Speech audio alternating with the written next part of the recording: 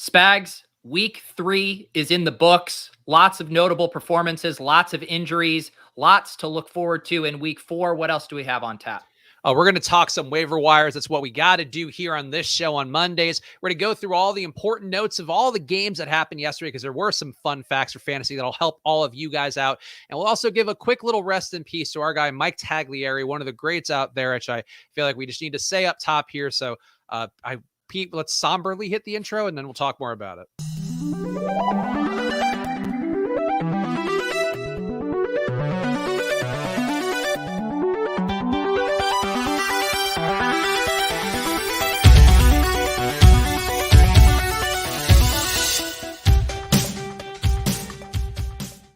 Hello, everyone, and welcome to another edition of Splash Play, the fantasy football podcast for every game under the sun. And I am Chris Spags, joined by your friend and mine, the man who's doing content all weekend long to help make you guys some money, but mostly himself. He's Peter Overzet. How are you doing, Pete? I'm doing good. Like you said, definitely a big bummer in the fantasy community, losing Mike Taglieri over the weekend, and definitely wanted to take time to mention him because him and Fantasy Pros as an extension are such a massive part of the fantasy industry.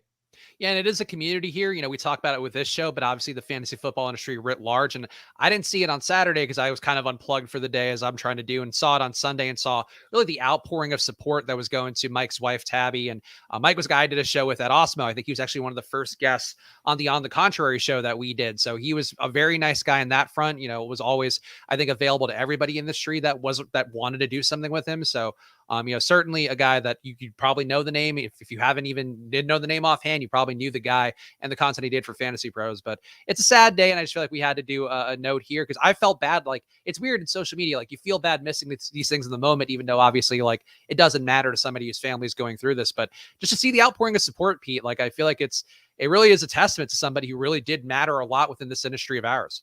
Yeah. I got to know him a little bit doing a couple shows. It was I actually think the 2 shows I did with him were both Man's Coin or Man's interviews. So I got the best of you. I never did a show as myself with tags, but yeah, I referenced this yesterday too. But Denny Carter had a tweet where he said that Mike Tags doesn't have a disingenuous bone in his body, and that is definitely true from any encounter I had with him. Just very sincere, very genuine.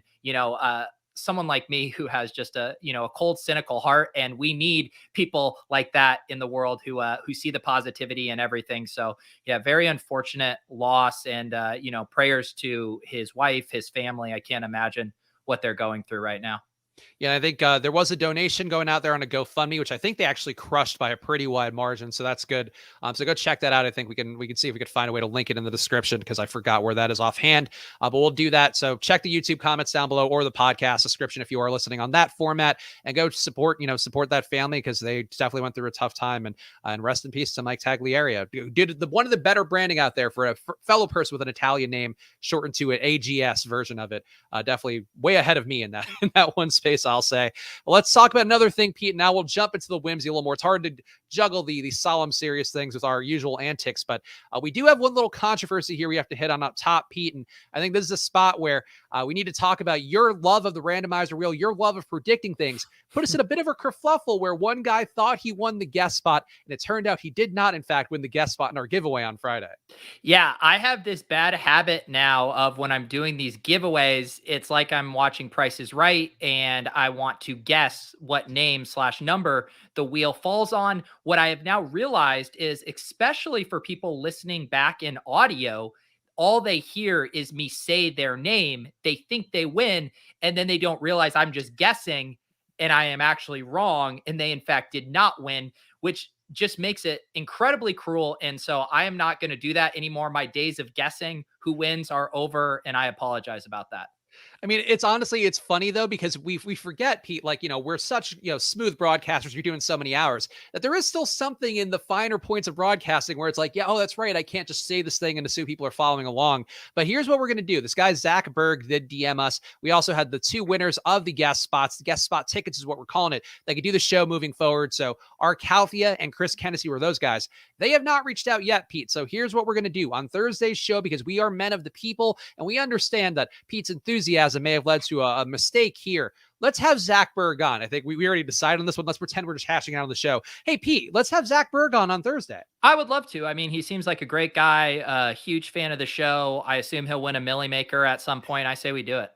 All right, so let's, Zach, here's the official invite on the show. I'll send you a DM too, but I felt bad replying to this guy's DM, and I was like, we got to do something. So we'll make it right here. So that's our first guest spot. Zach Berg will be appearing on the show on Thursday, building some lineups with us. And I think he was actually off work this week. So it's also a marriage of convenience too. Like, he's available, he can do the show. That's the best kind of win-wins, Pete, where we have convenient for us and also convenient for them. It is. That's ideally all of our guests would actually book themselves. So let's keep that going. And then the other, like I said, let's do a quick plug for Football Outsiders. Of course, go over to footballoutsiders.com/subscribe for just $5 a month. You can hear all about DVOA, which is an important thing out there. You'll hear media people. Bill Simmons, I was listening to his podcast on Friday, talk about a lot about him. He's back in my good graces because he gave a fantastic free plugs of Football Outsiders on his podcast, just talking about some article that our guys over there had written. But DVOA, one of the most important things you can kind of look at to get a frame of reference really for everything you're doing on a DFS slate, on a betting slate. So go check them out. Footballoutsiders.com/subscribe. And again, just $5 a month to get some of those packages for yourself all year long. They do content, including premium content updates. Also, make sure to go to edjsports.com to check out the matchups pages on there. They're doing 100,000 simulations for every single game based off of data that real NFL teams are paying for. So it's something that I think we're going to figure out what the best value of it is out there for mainstream media and out in the marketplace. But for you guys now, you can see this stuff and really get some helpful frames of reference that are just not out there, including yesterday, that Dolphins-Raiders game was one that we had over by about 9 points, and it actually did end up hitting, in part thanks to overtime, but was just a higher scoring game than people out there had. So go check that out. But Pete, let's talk about the Monday, the Millionaire Maker winner, which there's two things I want to talk about, and it's hurting me to not talk about Ride or Dies because you crushed it this week. I need to say, I don't know if you know that, but you got 4 10-pointers this week in Ride or Dies.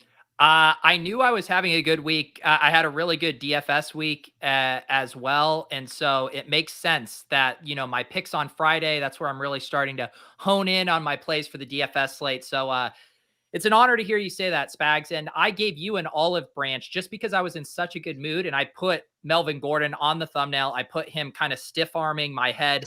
That's how you know I was in a good mood when I do that. Yeah, when you're actually being nice and also ignoring what you're actually doing in the bets, which is crushing me right now. You're making it somehow look like you're the loser and Melvin Gordon and I are thriving, which I appreciate because I'll tell you what, I did not finish 5th in a double spy or whatever you did. Yes. We'll talk about that. And I think in our tilt space lineups, we were literally a Stephon Diggs for Cooper Kupp swap away from winning the Millie Maker yesterday, but our listener did win it and I am excited for them. Yeah, the Millionaire Maker winner, once again, a Splash Play listener, doesn't even have an avatar in his profile, but WMM70116, another proud Splash Play listener, just keeps happening every time we remember to go over the Millionaire Maker winner that happens in a given week. They happen to just be a listener, just so convenient for us. But the winner here this week, Pete, Josh Allen at QB, finally having his redemption week. And this was a weird one to me, Pete. It was a double stack with Josh Allen, which is not normally the most plus EV approach with Josh Allen, but Cole Beasley, Emmanuel Sanders, both guys over 20 fantasy points, along with Allen himself over 40. And the guy that I picked, Pete, to be the number 1 wide receiver on the week, Stephon Diggs, tell you what, he is nowhere even near. He's probably not even allowed in the Millionaire Maker meeting room at this point, given how useless he was yesterday. Yeah, so my lineup that got 5th in the double spy was a Josh Allen double stack, but it had Diggs in it with Sanders. We had Dink on the tilt space from ETR yesterday. He was leading the slant with that same double stack that won the Millie Maker, the Cole Beasley and Emmanuel Sanders. And I don't have a big enough galaxy brain to do that in small field and single entry 3 max, but incredibly sharp there. And it made sense just from a salary relief perspective, what it allowed you to do elsewhere. But man, I have a hard time fading Diggs if I'm betting on the Bills to go nuclear. Yeah, Diggs has just been one of the crowds so far this year. I think at some point you got to expect him to be a little more of the Devontae Adams, but that has not been the case so far with Beasley and Sanders right there in terms of market share. Also, Pete, I think this is a kind of a meta game question for you. The double stack, I feel like the industry's kind of moved. I know I've moved more to just, a mandatory single stack. And maybe you give a boost to the double stack so that second guy can get in, but it's not mandatory. And also the bringbacks. I know people are doing less and less bringbacks these days. But this guy, a double stack with the bringback of Logan Thomas at tight tight end. That ends up being the move. And I guess the question I have for you, Pete, is are you still mindful of doing what, I know is supposed to be the plus EV approach, QB plus 2 pass catchers brought back with somebody on the other team? Because it feels like the industry is kind of not pushing that as much because we saw a lot of deviation off that last year. Yeah, it's I think probably the two things I've been thinking about the most this year for DFS strategy is one, like thinking about late swap stuff and where to get your information early versus later, using, contrarian guys later or earlier. So then you have the option to go chalky, yada, yada. And then the second thing is how much should I be forcing correlation specifically with bringbacks? I'm still very much on board with stacks, but I'm quarterback contextual with it. So like yesterday, I had a Justin Fields lineup that I didn't even stack him. I think, using, Fields or sorry, Mooney or A-Rob made a ton of sense, but I wanted to get to other guys. And then if I have like Lamar Jackson or Jalen Hurts guys, I'm willing to do a skinny stack with just one of them. And then most of the time, though, I am working in double stacks. Like I had a Russ double stack, I had a Josh Allen double stack. So in general, I am still very heavy on the correlation stuff. I think where it gets interesting is when there's so many insane values on the slate, like there was in week 1, where the benefit you're getting from correlation might not be great enough to surpass just these individual values on the slate.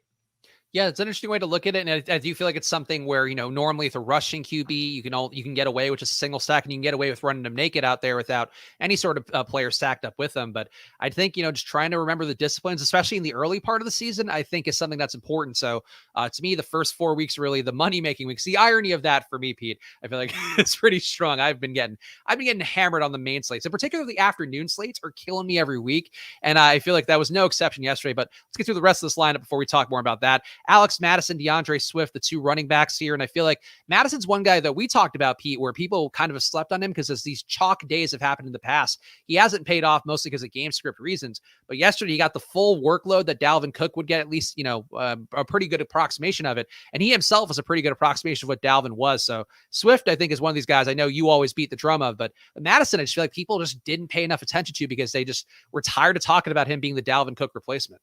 Yeah. And we've referenced this before, but he had that one game last year where he filled in for Dalvin Cook. The Vikings got down. He didn't catch any passes in that game, and he was just a complete flop.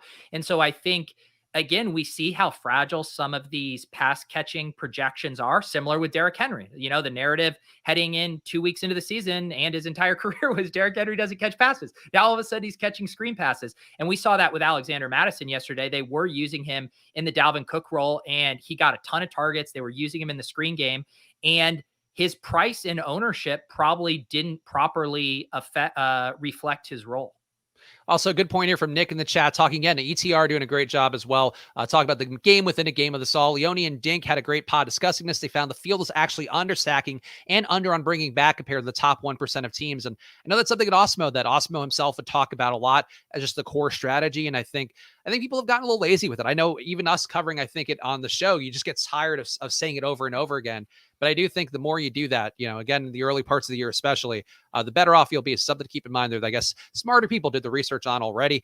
DK Metcalf, Pete, rounding out this lineup, a wide receiver along with Justin Jefferson. 2 plays that seemed like they were due for bigger days. Metcalf in particular, in the first few weeks, just looked so much worse than Tyler Lockett in every available metric besides just snap count and target share.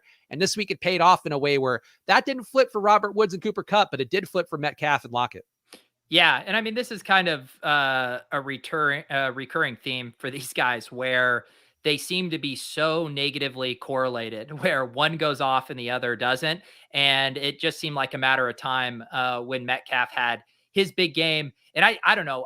I don't watch a ton of NFL other than Red Zone, but watching DK Metcalf go from someone we just thought of as, making the jokes about he only runs in a straight line, just big man, go gets the ball, doesn't have, the refined skill set of some of these other wide receivers. And then you watch him, breaking ankles on a route yesterday, just really crisp route running. He is such a fun wide receiver to watch. And you can see why he still maybe hasn't tapped into his ceiling, just when you combine his physical athleticism with, his talent level catching up to it.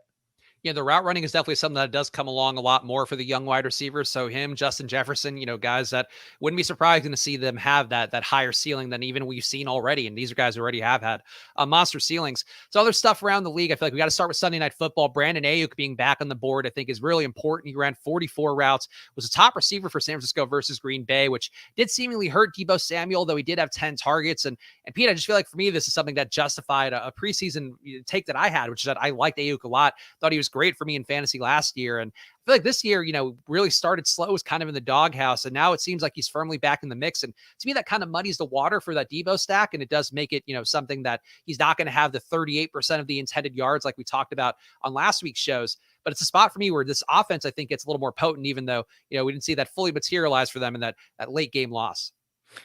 Yeah, the 49ers are tricky. I do still think Debo was the smart way to play the 49ers. And I say this as someone who loved drafting George Kittle, who loved drafting Brandon Ayuk, but just knowing that at least right now with Jimmy Garoppolo, they can't like support all three of those guys going off every week. So playing it the cheapest way possible, I think was smart. But I do still think Ayuk probably has the highest ceiling in that offense. And the hope is that Lance just takes over and all three of these guys can routinely be top performers. But the Ayuk stuff was weird. It was this weird combination of his hamstring injury and just somewhat being in the doghouse with Shanahan, where he was kind of punishing him a little bit. And so it was good to see both him and Trey Sermon get out there. You got to get your most talented players on the field. And it looks like the 49ers are finally doing that.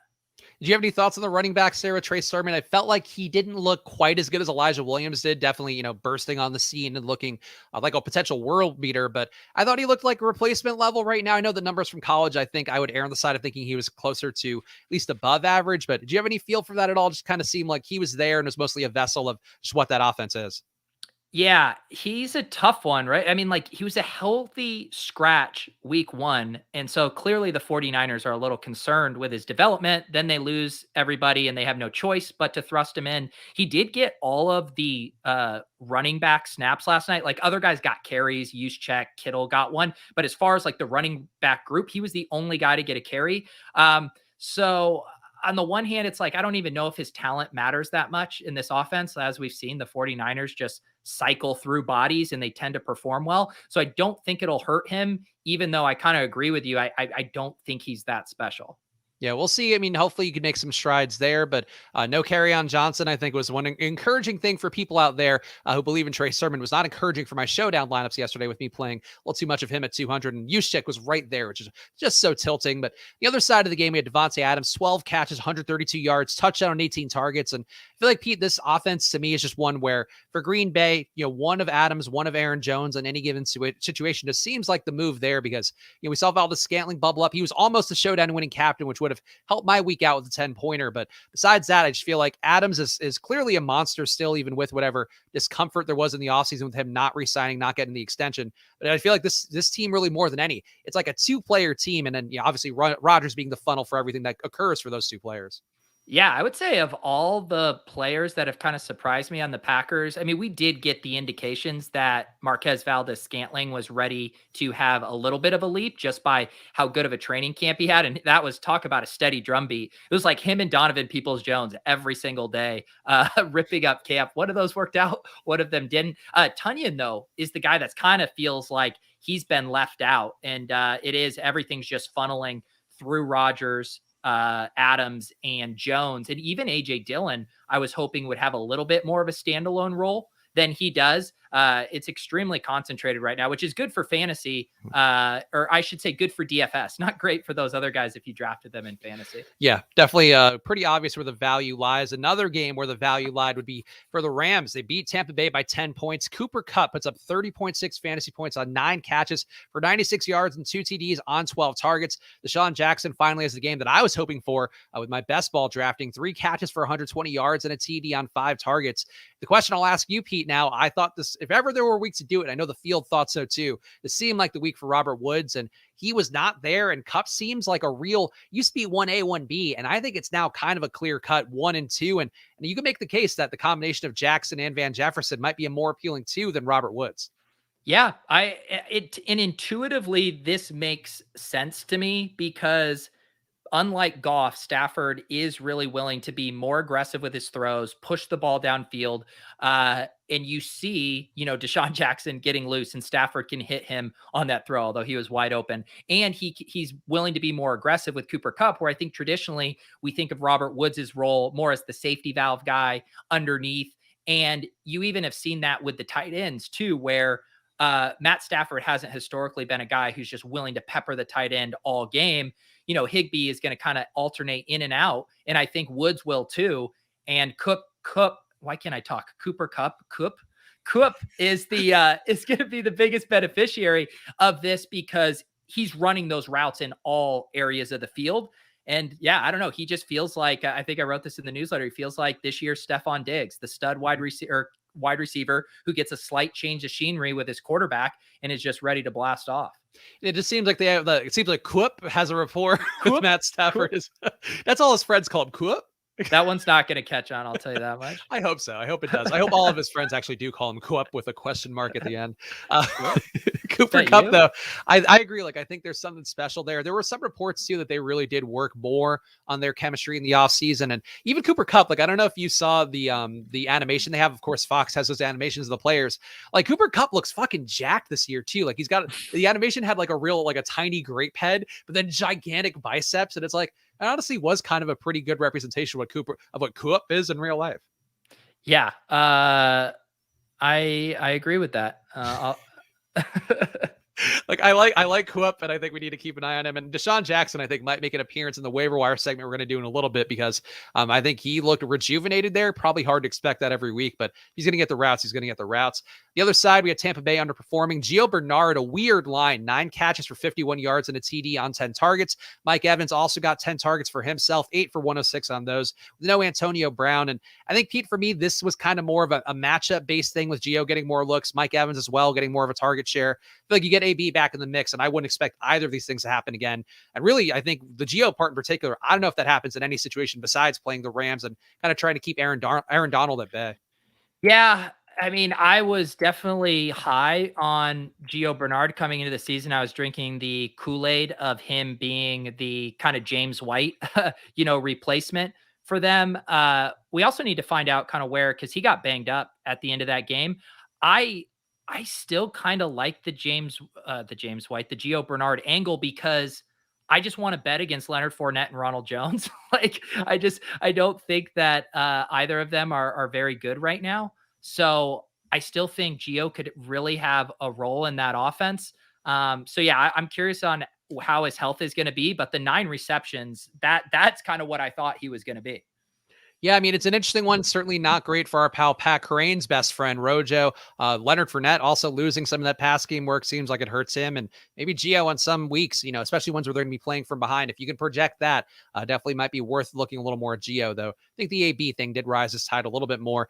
The one thing I did get right this week, Pete, Mike Williams, is he the alpha for the Chargers now? 7 catches for 122 yards and 2 touchdowns on 9 targets. That upset of Kansas City, and thought it was another big game by him. And I think really this is the one thing that I've been beating the drum of that I've been feeling really right about over and over again is I think he is Keenan Allen in this offense. I think they're using him the exact same way, better route tree maybe for Mike Williams as well. And I think if he can keep this up all year as, barring injury, which has been one of the concerns for him historically.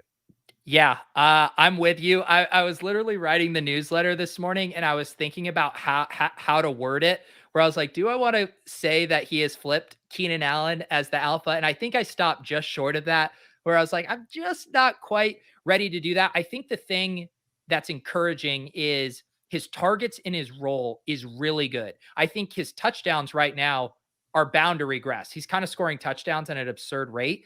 So if you take that out and just view it though more through the lens of how they're being used, I think we are in 1A, 1B territory with these guys. Whereas last year, it wasn't even close. It was Keenan Allen was the target hog and Mike Williams would get some deep shots down the field. And that is not the case anymore.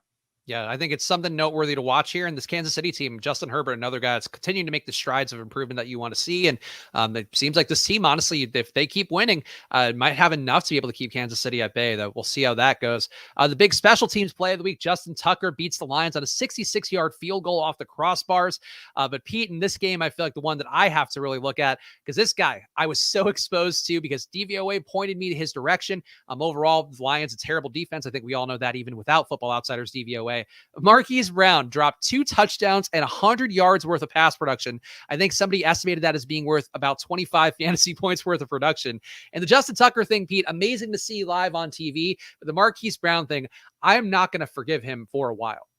It was incredibly brutal. I was debating in my Lamar Jackson stack whether to use Andrews or Marquise Brown. I ended up going with Marquise Brown. That was not the correct answer. I mean, left an absurd amount of points. I mean, what do you think? It was probably like 25 fantasy points he left on the table yesterday. So I don't know if there was a bigger tilt than Marquise Brown yesterday.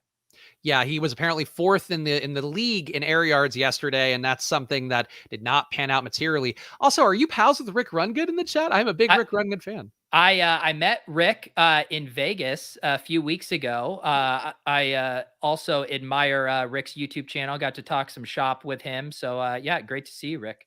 Yeah, Rick is if you don't know Rick, you should be checking out his work here for golf. He and, I feel like Sal Vetri, some guys out there. We all know Sal, obviously he's on the show before, but Rick's channel is one that I remember watching the beginning of quarantine when I was trying to figure out golf because I just needed something to gamble on. And I feel like his channel was really helpful. So I would fully advocate for old Rick Rungood. Yeah. Rick's YouTube channel is awesome. If you guys are into golf, be sure to check him out. And I'm also very jealous that he just lives in Las Vegas and makes videos and plays golf all the time. It sounds like a nice life. There's nothing stopping you, Pete, at this point. Yeah, there is. My wife. Nothing at all. Just make the move. You work for yourself, and it's just you, I think. That's all that matters. Christian Kirk and AJ Green. This one, Pete, we got to dig into. Both over 100 yards. DeAndre Hopkins and Rondale Moore. 3 catches for 21 yards for Hopkins. 2 catches for 1 yard for Rondale Moore, a man that I thought could keep it going. If Hopkins ended up out, I had him potentially making the Millionaire Maker winning lineup in our ride or die picks. But Pete, this spot for the Cardinals, I don't know what to make of this one. I imagine this won't be the case many times, but it felt like the wide receiver roulette just did not work out for the 2 players that people like the most. Yeah. My take still has been on this Cardinals offense is that and this is probably the worst for DeAndre Hopkins, but for everyone else, it's a beneficiary. I think they are just going to rotate big games. I wrote it in the newsletter. It was like the previous weeks it had been Rondell, Chase Edmonds, and Nuke. And then this week it was James Conner, Kirk, and AJ Green. And I think that's just going to be emblematic of how this offense goes. They're going to score a ton of points. No one's going to really get force fed the ball. And it's just going to be who are the 2 guys that really get loose for the big games, which make them, a GPP dream team for DFS. Yeah, but certainly one to not get too overexposed to, as I'm sure some people were to Rondale Moore after his last few games. We talked about maybe the numbers being unsustainable, though certainly a sign of a guy with a lot of talent. But you got to see a little more unencumbered runs or really trust Rondale Moore. I think sprinkle him in, get with the field on whatever ownership projections when you do like these guys. But I think, being careful to not go over the field too much on any of them, I think is, like Pete's saying, I think the carousel is going to continue. In the same game, Pete, I thought the biggest fantasy item for the Jaguars, James Robinson, more alive. The Trevor Lawrence, who is off to a really unimpressive start so far. Robinson, 15 rushes, 88 yards, and a TD, 6 catches for 46 yards. I feel like he's now the alpha of this backfield, and it does seem maybe not quite as game script independent as he was last year, where they were tanking and just running out the clock. But like James Robinson, if you haven't been playing him, I think now's the time to get him back into your lineups to feel pretty good about it. Yeah, he did look good. I still am a little worried about just kind of his role and in certain game scripts, if he could kind of get phased out. But the fact that they were, losing and he was still able to stay on the field, I think bodes well. And I think the hope is that Urban Meyer is just kind of done with his, Carlos Hyde tomfoolery, which it's a risky bet to make, but I think it looks like a better bet after this week. Yeah, I think hopefully that's the case. Sometimes hard to let go of the past as he does with his turgid feelings towards Carlos Hyde historically. But now is the James Robinson time, and hopefully we'll see him continue to get that work. The pass game work, I think, really encouraging if he can hold that up. Another guy, pass game work was encouraging for Najee Harris, 14 rushes for 40 yards. But I didn't even realize his line. I saw he had the big fantasy day, but 14 catches for 102 yards on 19 targets in a loss to Cincinnati, where we had no Deontay Johnson. Juju got hurt in the game. This spot, Pete, I don't know what to make of this other than it seems like Pittsburgh doesn't want to throw the ball downfield at all. And the net benefit is going to be going to Najee Harris and kind of that Jalen Samuels role of just check down after check down after check down. Yeah. I think I'm mad that I didn't have more Najee yesterday because I think that thesis made so much sense. Leone got us on him in one of our teams. But just like you said, the fact that Deontay Johnson was out, Big Ben can't push the ball down the field. Claypool had a good day and I think was a solid play. He's who I ended up playing. But just understanding that he would just be getting peppered with targets and then no one wanted to play him yesterday either. Set a record for rookie targets in a game for running backs. So pretty insane. And Claypool, I thought, was the one that stands out here, which I would have figured with Deontay Johnson being out, but got 15 targets, 9 for 96. And like the route tree for him is not as good as it was last year. He was getting the splash plays that we temporarily had him as our mascot, though it's always going to be in our hearts of Robbie Anderson. Splash play Bob will always be the one, no matter how terrible he's been this year. But Claypool, Pete, I just feel like he's being asked to do things that, to me, don't feel like they're playing to their strengths. It's easy to kind of say this as a person doing a fantasy show and not really, in the coaching room, but I hate the way he's being used. And this offense, to me, like besides the Najee part, I don't know that you could trust anything here. Yeah, it's so tough because all of those wide receivers looked interesting to varying degrees at their ADP, but you also knew that this was a house of cards with Big Ben, and maybe one of them could survive if this offense just fully implodes. And now if you see, Najee getting this many targets, these guys really start to get squeezed hard. So yeah, it's going to be a tough situation. And, Claypool, dare I say, still will probably be fine in best ball, but it is going to be really hard to know when to start him. Yeah, Claypool, I think, will benefit the more that Deontay Johnson stays out. So definitely, if you have Claypool in a season-long league, I think if you see Deontay continue to miss some games, definitely roll him out there. But I don't expect him to be getting those 100-yard like he was legitimately getting 50-yard plays over and over again last year. That doesn't seem like that's in the offense's cards this year. AJ Brown, Pete, you might know more about this injury than I do, but he was also hurt. So if you have a status update, feel free to throw it there. But Nick Westbrook-Akeen also was the top scorer for Tennessee wide receivers with 4 for 53 and a touchdown on 4 targets, which was not great for Julio Jones. But AJ Brown's status, was there anything new this morning that you saw? I haven't seen anything on him. I assume we're headed towards one of those things where he doesn't practice during the weeks, headed toward a game time decision where he needs to test it on the field beforehand. It feels like one of those messy situations. Yeah, so not great. I maybe Nick Westbrook-Akeen makes a roster on, for a season-long team in a deep league, but did you have any feel for him? I feel like I saw the performance. I thought the plays within the context of red zone were fine, but I just feel like that's not, I think I would expect better days from Julio or from Derrick Henry than I would this guy continue kind of doing any sort of approximation of what AJ Brown does. Yeah, it's weird that, you would like to see Julio get more involved when AJ Brown's out, but that wasn't really the case yesterday. The offense just still funneling through Derrick Henry. I think he had 28 carries. So yeah, that's going to be tough for any non AJ Brown guy, I think, to really emerge as an alpha in that offense.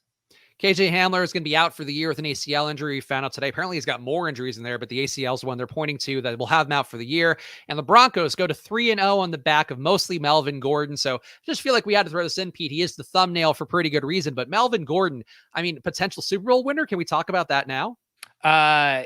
Super Bowl winner? Yeah. Yeah, Super Bowl MVP Melvin Gordon on the back of this Broncos run. Wow. I mean, I think you have a better chance of just saying Melvin Gordon's going to be the MVP of the entire league because I don't think the Broncos are going to make it to the Super Bowl. I think the defense is looking pretty sharp. Teddy Bridgewater's throwing it downfield. Maybe they need their guys to stop getting hurt at wide receiver. That might be helpful, but I just feel like got to plant the flag here. You got to do our weekly Melvin Gordon update because I got to say the Mike Davis update, Pete, not looking nearly as good. Cordell Patterson is clearly the best running back in that Atlanta room. Yeah. And again, like I'm feeling very generous and charitable today. So I will say, like, I don't think you can read into a lot of the performance of these guys. Cause I was telling people, like, I don't think you can panic on Pitts. His usage is good. I'm concerned about this entire offense. Ridley is taking a huge hit relative to what we thought his role was going to be this year. And so I'm almost willing to give Mike Davis a bit of a pass just because of how dysfunctional this offense is right now. But yeah, Cordell Patterson isn't going away anytime soon. It's to me like Melvin Gordon and Mike Davis, the two guys that Pete and I have our bet on. One of them has to finish in the top 12 for me to win that cool $100 from Pete. I do feel like it's kind of like the Cooper Kupp, Robert Woods situation. We're coming in, it was 1A, 1B, and now Melvin Gordon's clearly the number one and Mike Davis is the number two. And it's there's a bit of a distance that's grown between them. Yeah. And that was all, again, I mean, now to be less charitable and to do a slight victory lap, it's just like, it's always so hard to project volume. And we talk about how fragile it is, where it's like, if Mike Davis is getting 75% of the touches, he's a smash. But if he's getting 55%, he's overvalued at where he was getting drafted. And that's just how thin those margins are. And the last little game we have to hit on, our last fantasy news item that I thought was interesting before we get to the waiver wire snake draft. And then we'll do some victory laps and take the L's, and we'll do the ride or die picks for Eagles Cowboys. This one, Pete, Nelson Aguilar and Jacoby Myers. This Patriots game yesterday with the Saints was pretty ugly, but they had 180 and 173 air yards respectively, Aguilar and Myers, that is, in a game where Jameis and New Orleans won comfortably. But Mac Jones in the spot, 30 for 51 for 270 yards, did throw 3 picks and a touchdown. But I feel like, Pete, I have to plant the flag now that this Patriots offense might be something just because the defense isn't that good. And also, like, they're clearly willing to let Mac Jones throw. So I don't know that it means anything right now, but there's going to be a week where the Patriots stack, I think, is actually something that wins something. Yeah, yesterday was a weird game for them. I didn't get to watch a ton of it. Kendrick Bourne had that nice play, but I do think Mac Jones is good, and I think that he's going to have better days ahead. We saw the Saints defense give Rodgers a ton of trouble week 1, so I'm inclined to kind of give the benefit of the doubt to the Saints defense just being solid and being able to handle a rookie quarterback who's still kind of seeing a lot of things for the first time. Yeah, it's just odd to see two guys from the same team bubble up in the top 5 of air yards for the week. These guys were number 2 and number 3, I believe, if I'm remembering correctly there. So just keeping an eye on it, I think, is the one thing to note. Another thing to keep an eye on, Alvin Kamara had 28 and 10 to touches. I think the Saints offense, I feel like, still kind of hard to trust. Jameis getting cycled in and out for Taysom Hill. It's just kind of ugly from a fantasy perspective, but I feel like, Pete, you got to at least think Alvin Kamara, if you were trying to bench him or anything, I think at this point, you just got to ride with him and hope that he's going to have the better days. Yeah, I think you definitely ride with him, and his usage has been great. I mean, he's the only guy in this offense that you can trust right now. So I think you actually feel pretty good about him. I think we ended up playing him in one DFS lineup. It was hard to stomach it at that price tag when you could just get up to Derrick Henry. But, getting studs like that at low ownership is always a good idea. All right, now it's time for the waiver wire snake draft. And of course, we mentioned earlier in the show on Thursday, we are going to have our first guest from giving us 5 stars and review an Apple podcast. But if you want to get your guest ticket to appear here on Splash Play on our very lively and fun Thursday shows in particular, go do that now. Leave us 5 stars and review an Apple podcast. We appreciate it a bunch. Actually, on a show where we have a little more time, I think today we're now kind of tight on schedule because we're still doing the in-depth recaps. But I want to read some of the reviews because, Pete, I don't know if you've been keeping up. There are some funny ones trickling in too. People, not just the support and love that we appreciate very much, but I do think when people mix in the comedy with support and love, that's really just scratching all my itches at once. Yeah, let me hear it here. Oh, okay. Oh, I no. Well, I said we weren't going to do it now. Oh, okay. I thought you were gonna do one of the nice ones. All right. No, I was just like let's tease it for the future. No, we don't have time for that. Okay. It's a tightly scheduled show, but no, we'll do it. We'll maybe on Thursday we'll have a little more time to read it. But I did note a few of them. I just want to give a shout out for people that have made me laugh. One of them compared us to Schwarzenegger and DeVito and Jr., which I thought was interesting. I don't know which one of us would be Schwarzenegger, which would be DeVito, because neither of us is Danny DeVito sized. Yeah, I don't know. I don't want to be. I think we'd both prefer to be Schwarzenegger. Can we be Schwarzenegger and twins? I guess would be the other one. Joshua wants to know, why aren't you on Google Podcasts? We can get it submitted on there. Yeah, I feel like we should be. No, but I guess I also only do the ones that matter to me. So that's Spotify and Apple Podcasts, but we probably should be on Google Podcasts. Yeah, we'll check that out here. Yeah, we'll get back with our behind the scenes folks, which is just me and Pete. Let's do the waiver wire snake draft, Pete. And I feel like I've been letting you take the first pick. We do this obviously every single week here. We pick 4 rounds of a team in snake draft format, basically just with the waiver wire players that are going to be available, around 20% or less on ESPN, though. We got to have a little wiggle room there. Pete, the number 1 pick this week has to be pretty obvious. It's Chuba Hubbard, and I think that's just how it has to be. Wait, did you just steal my pick that you gave to me for first overall? Oh, no, I'm not giving it to you is what I said. I've given it to you the last 2 weeks. This week I'm taking it. It's Chuba Hubbard. Oh, okay. I thought you got, maybe it was on our crystal ball one. You, Yeah, we the crystal ball we just do. That's been all over the place. But the snake draft, you've got the first pick the last 2 times. And this time with Chuba being there, I simply can't let you. Christian McCaffrey being out, we know what that means. We know what that meant last year for Mike Davis. Not impressed by Chuba so far, but we are in agreement though, right? He's the consensus #1 overall pick. Yeah, he's head and shoulders the best. He's even a better pick than I think Elijah Mitchell was a few weeks ago, where everyone was going ham, and I think rightfully so. I still think that was good process, but yeah, I saw an update today that I don't believe Christian McCaffrey is going on IR, but I still think he's going to be missing 2, 3, maybe 4 weeks. And I still think Chuba could be relevant even when Christian McCaffrey comes back, just for a game or so while they're getting, McCaffrey back up to speed. So I'm always willing to bet against guys just coming back from injury and being completely fine. And if you're off to a slow start, I mean, Chuba's a guy that's going to be probably a top 15 running back for every week that McCaffrey's out. And that's well worth emptying the clip on the waiver wire for, in my opinion, if you're in a hole. Yeah, I would agree with that fully. I also think, too, the fact that it's a hamstring issue for McCaffrey. We also saw him leave the game. I think it was last week with the calf issues as well. Like anything in that chain of the leg for McCaffrey, like I think, like I wouldn't normally go like, yeah, I agree with your take that for 3 weeks of him being out, it's probably not worth it. But for the chance he ends up being out for more, I think, yeah, Nick saying it in the chat as well. I think they said that McCaffrey's going to be out an IR length, but they don't want to put him on IR for some reason, which is kind of odd. Yeah, must be some kind of roster maneuvering, Yeah, stuff like that. So yeah, who knows? that's interesting for sure. All right, so Pete, you get 2 picks in a row here, and again, Chuba, just the obvious #1. So I'm taking the layup here. So Pete, get more creative with it. Yeah, not a couple of the guys that I like are just missing the cut. Emmanuel Sanders available in 76.8, Christian Kirk 77.3. Let's go back though to a guy I mentioned earlier with Gio Bernard having 10 targets this past week. I think I saw Nick make a comment earlier too about Gio kind of winning out with Brady over time, which I think makes a lot of sense because these guys, as we see with Ronald Jones, who get benched, when these guys make mistakes or ineffective, they have a very short lease with Tom Brady and Bruce Arians. And I think Gio is going to be the guy that ultimately doesn't make a ton of those mistakes and ends up on the field a ton and becomes that safety blanket. So I think in PPR leagues, especially, I don't know if I would be adding Gio Bernard in standard scoring, but if you have half point or full point PPR, I think he's an awesome ad. Yeah, I would agree. And I think it's going to be, like I was talking about earlier, I think in the tougher matchups with defenses that can sort of key in and make it tough on Tom Brady. I think having him as a safety valve release, especially with Fournette being kind of the pass catching back there, but not being great at it. Like Gio is great at it, and he's also great at pass protection. So I think that's a solid pick, even though I think you got to take some volatility there, though.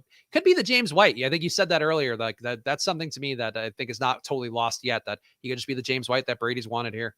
Yeah, I think it makes too much sense in this offense and what it needs. And Brady at this point in his career, I'm impressed with his arm, but he's still not a guy that's just going to be ripping deep shots all the time. He likes getting those easy first downs. He did it for years with Edelman and White, and now I think he will do it with Gio and Chris Godwin. All right, who do you want on the turn in this waiver wire snake draft that we're quickly depleting the assets of? Yeah, this is really gross. I can't muster any excitement for any of these, but let's go ahead and do fine. I'll do it. I'll do Peyton Barber. I was going to do it next too. So were you? Good call, yeah.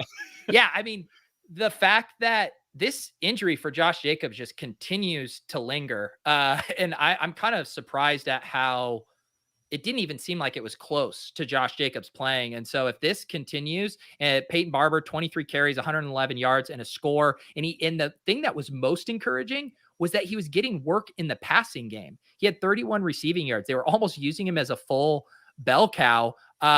Kenyon Drake, he kind of just slid to the side. This is kind of typical John Gruden stuff where he falls in love with a veteran grinder like Peyton Barber, and then you toss in some catches. I think he's worth a stab because if Josh Jacobs misses again, I don't know any reason why Peyton Barber wouldn't be a top 25 running back. Yeah, that was something that jumped out. While I actually did play a good amount of Peyton Barber on some of the slates yesterday, the afternoon slates in particular, they were trying to give him the ball a lot, even in the limited sample size going into that, where he was getting the ball 69% of the time that he was out on the field for a snap. And then we saw him kind of have a similar uptick yesterday. I haven't pulled all the numbers in, but he's also really good in yards after contact so far in a way that not what I would associate with Peyton Barber from the stint last year playing for Washington, where 3.6 yards after contact, it's not the biggest sample size, but like he's been looking good for what he's doing for them. So Jacobs, I think, has kind of had a starstruck last like 9 months to a year of whatever with his DUI issues, now some of the offseason stuff, and now he's just not getting out there. I think, would it shock you, Pete, if Josh Jacobs like somehow didn't play another snap for the Raiders? I I guess that would kind of shock me. But yeah, I'd have to look into his injury situation a little bit more. But I know where you're going with this. Yeah. He seems like not beloved by the organization, and they got Peyton Barber doing the exact same thing, and Kenyon Drake, I think, also doing something a little bit different, who's had a lot more pass game work. So just something here. I think Peyton Barber, though, I agree here is a very obvious pick and a very good one. As a result, though, now I don't know where I'm going to go because I didn't think you were going to take old Peyton Barber. It's not usually the Pete brand. It's not the brand, but not seeing a lot that I'm liking this week. It seems like, oh boy, I don't know that I really buy into this one, but if we're to believe that the Patriots are going to let the leash off a little better, Kendrick Bourne being available in almost 100% of leagues seems like it's worth the flyer. I'm just encouraged by the air yards that went to Aguilar and to Jacoby Myers that we just talked about. Kendrick Bourne, as Pete mentioned, had one of the best plays on the day at receiver yesterday, but still not getting that much volume. But I think if there's a chance here, this defense isn't that good, these guys can air it out more. I feel like Kendrick Bourne, and I'm just going to go take the turn too, Pete. This is ugly wide receiver turn because you took Peyton Barber. I'll take Nick Westbrook-Ikhine as well. Just take these guys in the hopes that one of them is worth anything because there really isn't a lot out there, Pete. If you're going through the same source that I am, boy, I don't know what there is to get on waivers besides these two guys. Yeah, I'll do a guy I wish I had in DFS yesterday, and we'll switch up the position. Cooper and Kupp? say, yeah, Cooper Kupp available in 86% of 2-man leagues. Tyler Conklin, available in 97.4%. We obviously know Irv Smith is out. The kind of narrative for the first few weeks is, the Vikings are going to kind of underutilize the tight end position and feature KJ Osborne and run more 3 wide receiver sets. Well, then the pendulum swung back this week and Osborne was basically not involved at all. And it was Conklin who set career highs in targets, receptions, and yards, also had that touchdown. So he and Osborne will probably alternate games, but if you're in that tight end pinch, I mean, after those first, I don't know, there's that tier of about 7 or 8 tight ends. It's incredibly flat after those top 8 guys. And I think Conklin is in the mix of like all of those guys from tight end 8 to tight end 16 at this point. All right, you get one more pick, Pete, so cherish whatever you're going to get here. Yeah, this is gross. I'll do a guy I was drafting in a lot of best ball drafts who is now on a different team than when I was drafting him. And that was Colin Johnson. He was released by the Jags, signed with the Giants. And this is more an injury play. So both Darius Slayton and Sterling Shepard have injuries. Right now, we know that Evan Ingram isn't a picture of health. Saquon's not a picture of health. So when you have this much fragility within the offense, we know Colin Johnson is kind of a big body dude. Same with Kenny Golladay, also always banged up. So Colin Johnson could just be one of those last man standing type of guys. And you could pick him up now, see what the practice reports are with Shepard and Slayton, and then just throw him back into the mix if those guys are back. And if not, you might have a solid wide receiver 3. So here's one that's not quite on the cusp, but maybe Pete will allow it. And if not, I'll take somebody worse. But AJ Green, Pete's only taken in 24% of leagues on ESPN, apparently. Yeah. I think he should be on most waiver wires. No, AJ Green has been fine. He's been fine. So let's take him as the last one here. Again, a little bit lower than the 20% threshold we would like, but still 24% roster. That shouldn't be the case for AJ Green. We saw there's going to be weeks that he's going to be the guy that gets the ball outside. Obviously, better defensive matchups. Check the DVOA stats. The defense versus receiver stats they have on there is a premium stat. That gives you the insight there where sometimes a wide receiver 1 stat, they block that out really well. You'll see DVOA numbers of minus 50% for some wide receiver 1s. If the wide receiver 2 then's positive, that's where the AJ Greens of the world can thrive. So that's a spot to me where he needs to be a little bit better rostered, probably a little bit more rostered than he should be for the segment. But honestly, the waiver wires, Pete, like this is really ugly for this early in the year where it seems like really efficient ownership / rostering for anybody that I would take even as a flyer. I'm with you. It feels much tighter than in years past, where normally you get to week 10, 11, and most weeks feel like this. And it makes sense because we just have so much information at this point. All the best players are stashed. We know what teams are trying to do. And we're basically just cycling through like random tight ends and wide receiver fives at that point. But we're at that point and it's week 3 heading into week 4. So it is very weird.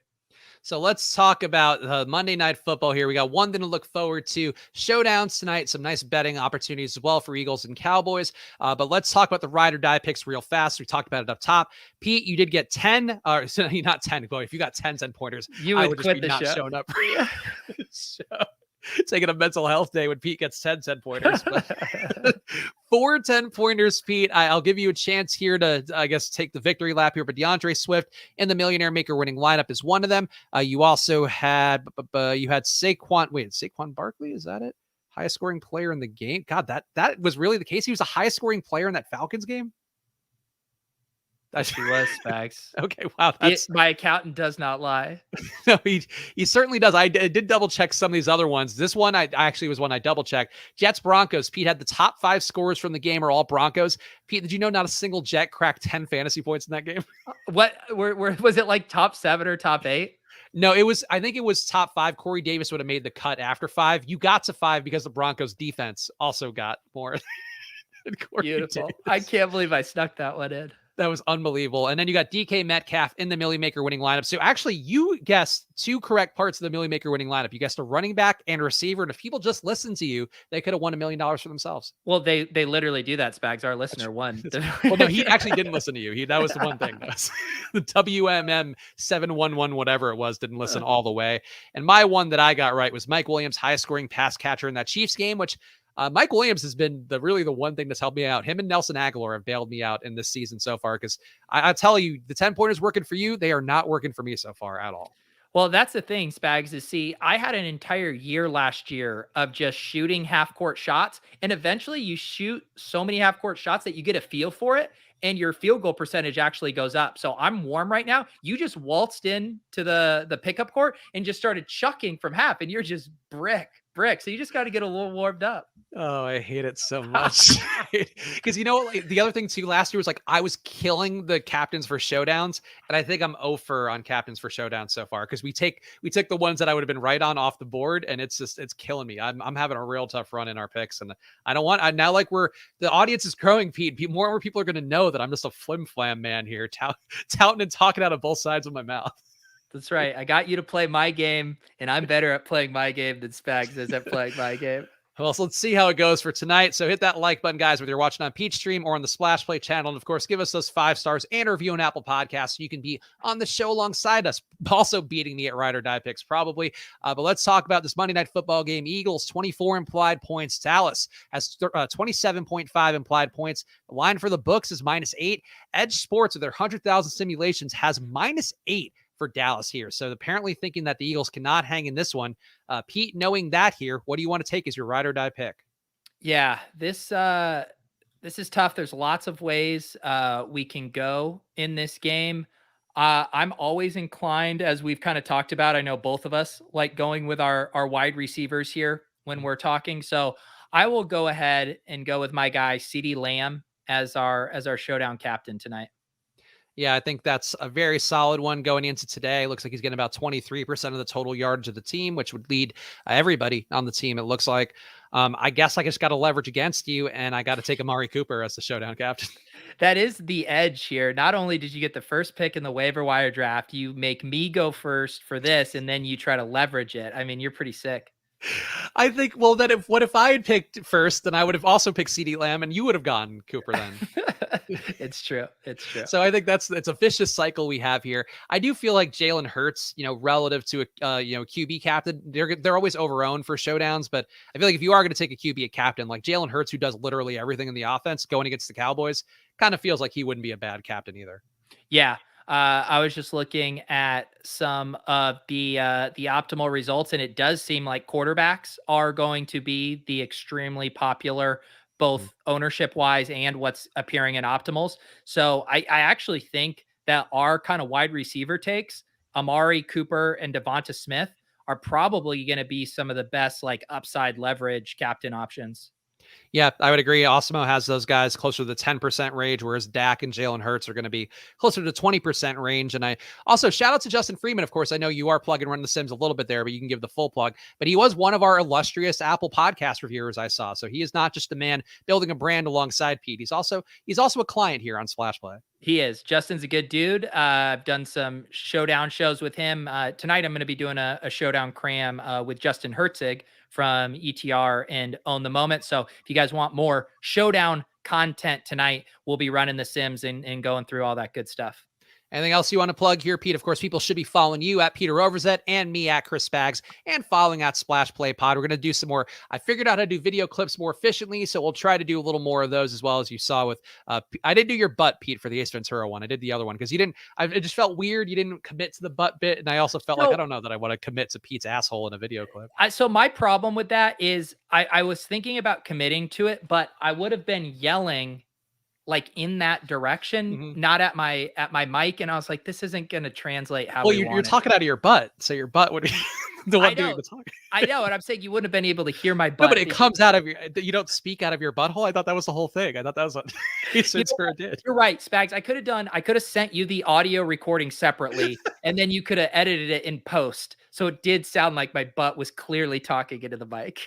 Would your butt have a different voice than you? Like a slightly. Oh, yeah. Oh, hello. I'm Pete's butt. Yeah. All right. So now that we've gotten that out of the way, any other plugs? No, I think we're good. All right, so we'll be back Thursday. Of course, we are here Monday, Thursday, Friday, 2:30 Eastern, doing this show. So come join us then. We'll build some lineups. We'll do some more fun, and we'll have our guest Zach Berg joining us. So Zach, check your DMs. I'll give you the details. But we're excited to get our first guest in here. And of course, if you want to be a guest on Splash Play, give us that 5 stars and a review on Apple Podcasts, and you can be here right alongside us. That's Peter Overzet. Go follow him at Peter Overzet. I'm at Chris Spags. We'll see you guys again soon. Bye.